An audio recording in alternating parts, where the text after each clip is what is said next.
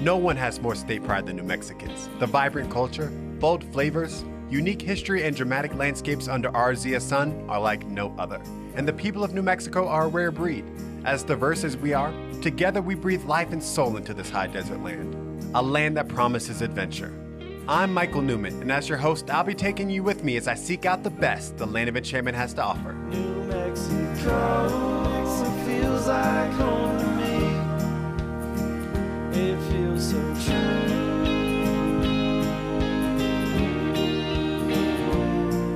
It's time well spent when I spend it. Thanks for watching another episode of New Mexico True Television. I'm your host, Michael Newman. In this episode, we're showing you all the fun things to do in the winter months in New Mexico. From serene woodlands to extreme mountain peaks, we delve feet first into our winter landscape. Just an hour and a half north of Albuquerque and 36 miles north of Santa Fe is the Los Alamos County Ice Rink. Dating back to 1936, this charming ice rink is the only refrigerated NHL regulation outdoor rink in the state. And being tucked back in a canyon surrounded by towering pines, it proves an incredible setting for a day out on the ice. It's been a while since I've put on a pair of skates, but the idea of skating on an outdoor rink has compelled me to take another stab at it. How are you? Hi, good. Good, I'm here to skate. All right, you came to the right place there. Okay. All right, what are the sizes? Because I wear a size 12. Do you want the hockey skates or the recreation skates? What's easiest? For some people, it's the recreation skate. It's got a little wider blade. It's a little flatter. The blade is actually a little bit thicker, and it's got a toe pick, which kind of helps you to stop. Is it a different feel? Michael breaks down the differences between the hockey skate and the recreational version before I finally opt to go with the hockey skate. Okay. I'm gonna stick with these. My gut's telling me those. Yeah, I'm gonna go with the hockey. I've been known to play some hockey in my day. No big deal. Now, I've skated once or twice, so I'm guessing it's like riding a bike. I can just pick it back up. I'm hoping that's the case at least. Shake and bake. I think I'm ready. Let's do this. I may not have the grace of a figure skater, and you won't see me pulling any double axles, but I think it's safe to say I'm holding my own. I haven't had to hijack one of those skater trainers from the kiddos yet, so I'd say I'm in good shape. Speaking of our youth, there's definitely a whimsical element to ice skating outdoors that makes you feel like a kid again. And like every kid out there, I drag my feet when it's time to clear the ice for resurfacing. But while we may hate to get off the ice, the spectacle of the Zamboni cruising on the rink's surface never fails to excite the masses. This is probably a good point to call it a day. No wipeouts, and it's the perfect time to grab a hot chocolate before hitting the road. Because this is an outdoor rink, it is open seasonally, November through February. That also means it's susceptible to the whims of Mother Nature, and may close due to snow, sleet, rain, or even warm weather. Check their website for conditions. What's better than skating outside? Night ice skating outside. Be sure and look into their schedule for their evening hours. The Taos Ski Valley sits in the Sangre de Cristo Mountains, 15 miles northeast of Taos on US Highway 150 and just under a 3-hour drive north of Albuquerque. With the top-rated ski school in North America and more than 110 trails, not to mention some serious vertical, we're talking more than 2,600 feet here, people. It's safe to say that aside from the allure of the town, the mountain is what really attracts the most passionate and serious of skiers and snowboarders to Taos Ski Valley. This beloved New Mexico ski area rivals, if not surpasses, plenty of the more well-known resorts in our neighboring state of Colorado, and remains a favorite even among the most well-traveled and seasoned winter athletes. But even with its reputation among the skiing and snowboarding elite, the prestige of this mountain does not override its quintessential laid-back New Mexico vibe, which has held steadfast all the way. And despite its popularity, even when Mother Nature graces the chutes with tons of great powder, the mountain does not feel crowded. Another one of this ski valley's top selling points. It's incredible. And if all of this weren't enough, situated right at the base of massive Kachina Peak is the Bavarian, a lodge and restaurant that looks straight out of the German Alps. And with its traditional German comfort food, the Bavarian serves as the perfect locale for the apres ski experience. I'm not even a skier, but I'm definitely down with taking a few swigs of German brew from a stein as big as my face in this cozy Bavarian eatery. Is it really cheating if I didn't spend the day carving turns on groomers? Is it good enough that my friends I'm meeting up with did all the work? I mean, play? I hope so. Yeah, this is a pretty like normal, even for locals, like come to the Bav, get a beer, midday skiing, you know, get your food. So what's the like ski snowboarder culture in Taos? What is that like? You know, because I feel like you have to be a certain type of person to go, what, 40 miles an hour down the mountain? Or I don't know how fast you go, but it seems watching as a bystander, it's like, shoo. And you look like you're in complete control. So I wonder like what is the draw for all of you guys? I think it's about connecting with the mountain environment. I think it's a really special place, and getting to play outside and testing and challenging yourself is really amazing. And you're doing it with hundreds of other like-minded people, you know, so everybody to some extent is kind of on the same page, you know, and there's kind of a group stoke, like people are excited all together about the same thing. Like the energy on a powder day when it's dumping and skiing is good. I've never seen a group of adults happier all together about the same thing, you know? No matter what it is. Right, yeah, exactly. You know, we're all kind of kids on days like that. You know, since we're working up here most days of the week, or I mean, you know, trying to get some time on snow when we're off, you know, I think you find this culture of nature. You know, people want to be outside, they want to be exploring. You guys really live on a playground. It's just like, you know, year-round playground. No matter what you do, you can find something fun to do, right? Lots of gravity opportunities. Gravity is happening everywhere in town. It's The just land of in town. gravity. Still going on. Thank you.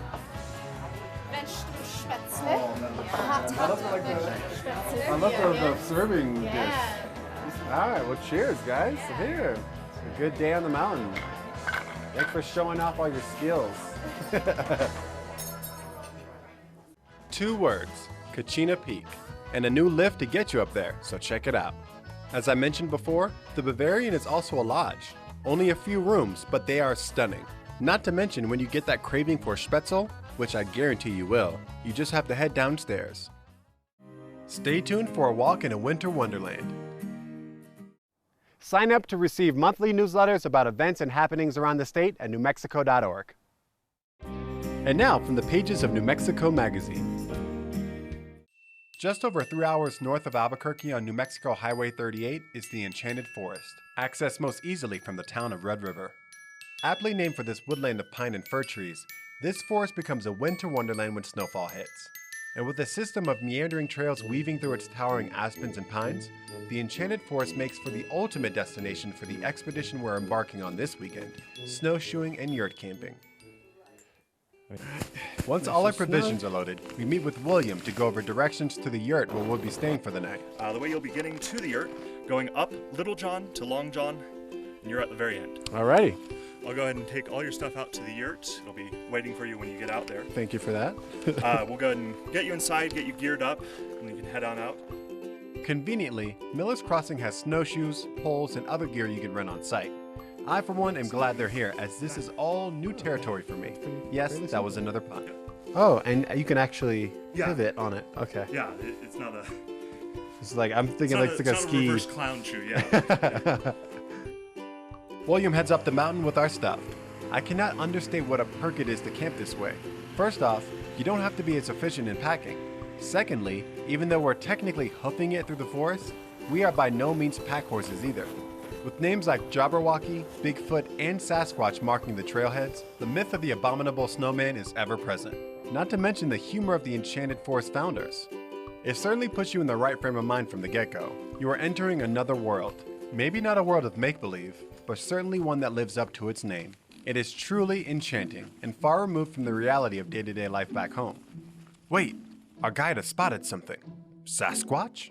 These tracks that we're seeing in the snow right now were made by deer, and it's interesting, they look a little bit like ski tracks, but what is happening is the deer are dragging their hind feet just a little in the deeper snow as they are walking, finding their forage. Okay, so no Sasquatch. Not that I'm disappointed. I'd rather be walking among wildlife like deer than a giant creature that could devour me in these woods. And speaking of deer, not even halfway into our hike and we've already spotted our furry neighbors. Pretty cool.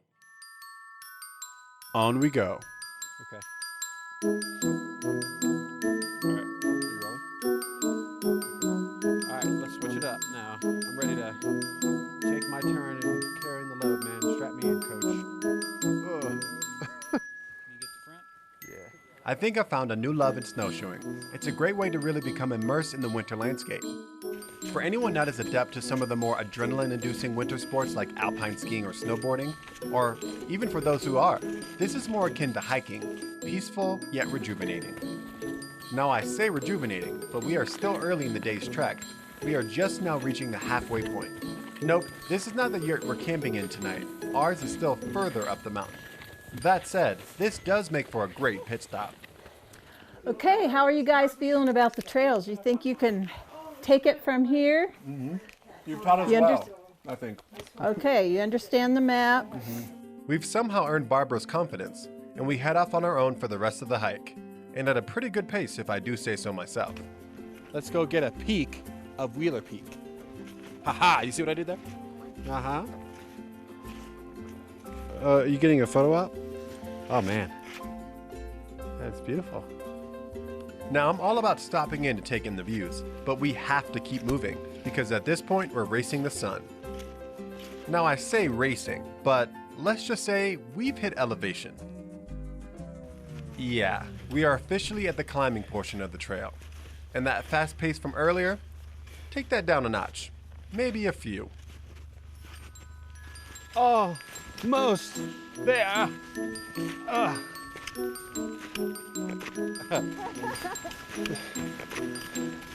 We made it. Fist bump. Boom. And now for the dramatic fall.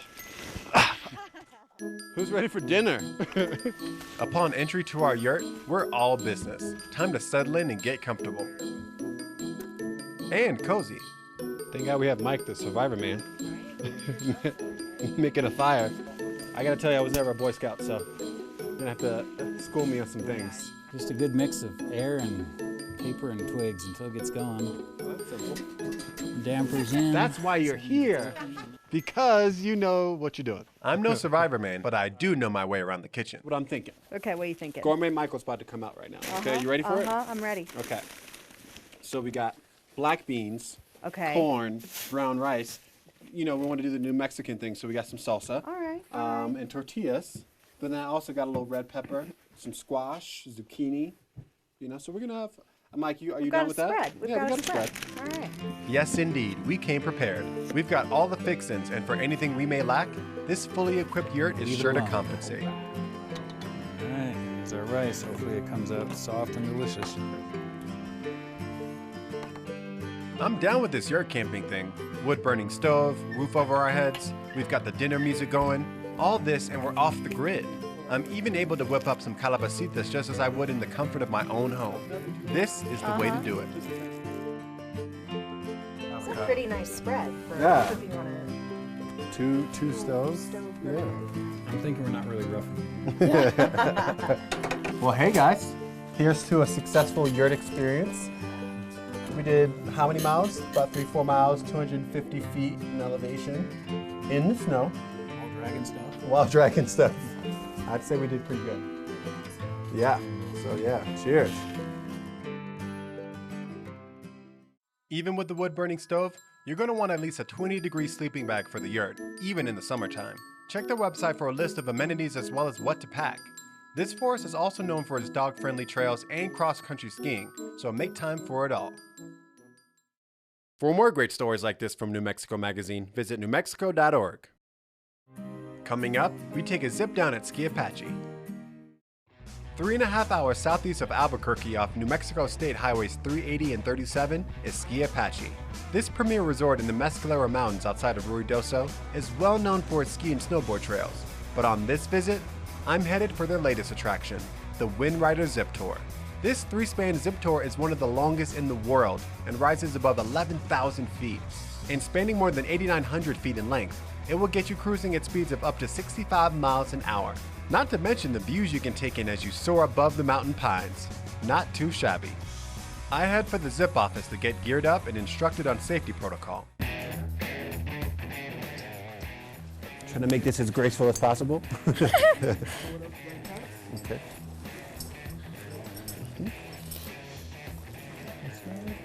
And your arms. Okay, here's your helmet. All right. Wear it over your beanie. Okay, perfect. Okay, you have adjustment straps in the back as well. All right. It's actually kind of big, considering I have a large head. This is your trolley. Whoa, this is a parachute? Your trolley for the zip line. I feel like I'm going to jump out of a plane. Feeling prepared at this point, I'm ready to go out on the mountain and check this thing out.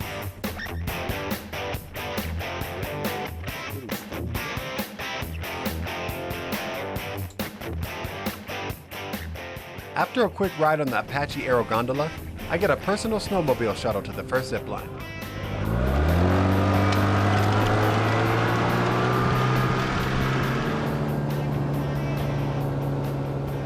Perched at the top of the ski area, the Pena zip line is the longest in the lower 48 states. And no doubt about it, from up here, it certainly looks like a long way down. I'm gonna set up and I'm gonna go ahead and take off. Okay. I'll meet you at the bottom. After you've taken off, I'll take your trolley off for you. Okay. But Isaiah will be here and he'll help you with your trolley. Perfect. Will that be okay? That sounds great. Okay, I'll see you at the bottom then. See you at the bottom. Yes, sir.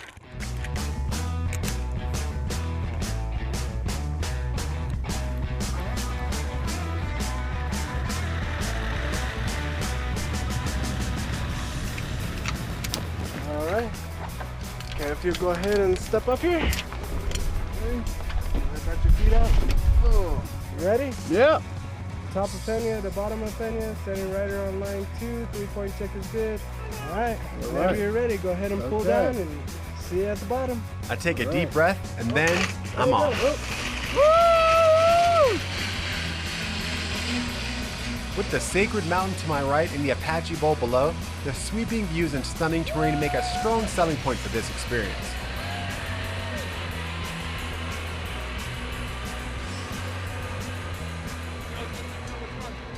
But there's still 2 more zip lines to go, the Carrizo Zip and the Palmer.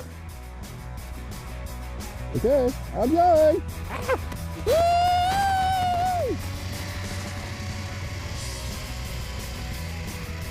I wonder if all those people down below know what they're missing. I mean, not that skiing and snowboarding don't make for a good time, but when you get to soar above everyone else and zip through the skies, it definitely makes you feel like you're the lucky one on the mountain today. That was a perfect break. Wasn't that a good break? This tour is not for the faint of heart, and there are some things to keep in mind. The minimum age is 10 years old, with the minimum weight being 75 pounds. And yes, there is a maximum weight too, 275 pounds. The zip tour is about an hour long, so it leaves plenty of time to hit the white powder on your skis or snowboard. You can see why this is a popular activity for people making their way to Ski Apache, so you will need to make reservations. So far in the series, we've taken you all over the land of enchantment to places we thought you would want to see and experience. Now, it's your turn to share with us your New Mexico true treasures. All you have to do is send an email with a written description, or better yet, a video showcasing your New Mexico true treasure. Who knows, we may even ask you to show us in person. Send your submission to truetreasure@cliffdwellerdigital.com. Don't go away. We've got rails, jumps, runs, and a roller coaster coming your way. Do you take a lot of pictures on your New Mexico travels? Well, if you do, show us by hashtagging New Mexico True on Facebook, Twitter, and Instagram. The mountain village of Angel Fire is in the Moreno Valley, 90 miles north of Santa Fe and just south of where New Mexico 434 meets US 64.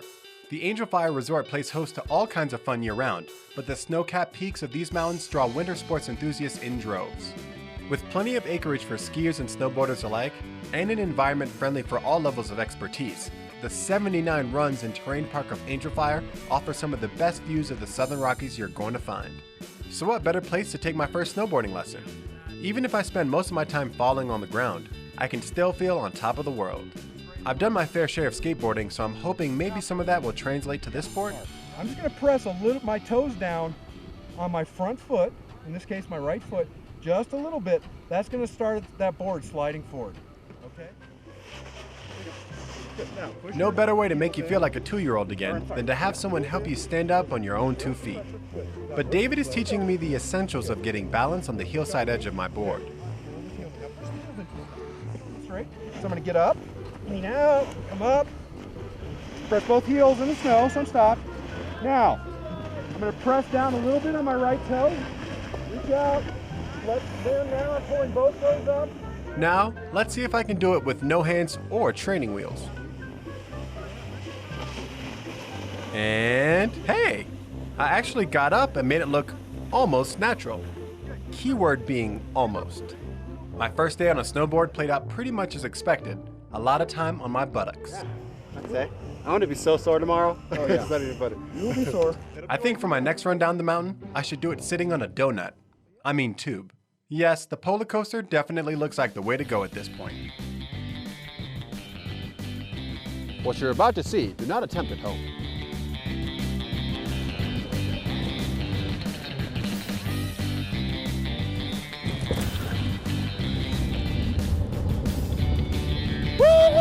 Now that is awesome.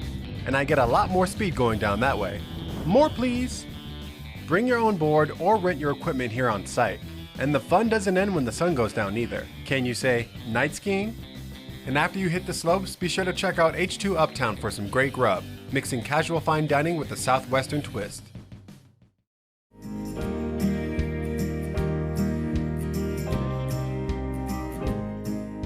Thanks for coming along with us on all these winter adventures, but as always, you know there's much more to be seen. And with that being said, what are you doing next weekend?